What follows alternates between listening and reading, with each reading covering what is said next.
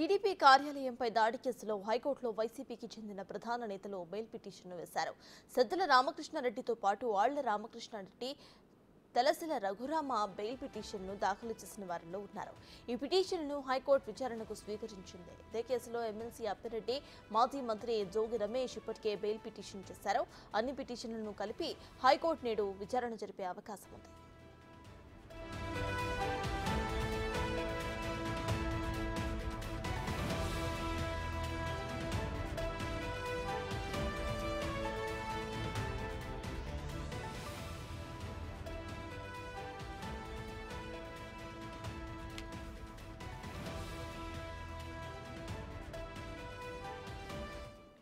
TDP కార్యాలయంపై దాడి కేసులో హైకోర్టులో వైసీపీకి చెందిన ప్రధాన నేతలు బెయిల్ పిటిషన్ వేశారు. సజ్జల రామకృష్ణారెడ్డితో పాటు ఆళ్ల రామకృష్ణారెడ్డి, తలసిలే రఘురామ బెయిల్ పిటిషన్ను దాఖలు చేసిన వారిలో ఉన్నారు. ఈ పిటిషన్లను హైకోర్టు విచారణకు స్వీకరించింది. ఇదే కేసులో ఎమ్మెల్సీ అప్పిరెడ్డి, మాజీ మంత్రి జోగి రమేష్ ఇప్పటికే బెయిల్ పిటిషన్ వేశారు. అన్ని పిటిషన్లను కలిపి హైకోర్టు నేడు విచారణ జరిపే ఛాన్స్ ఉంది.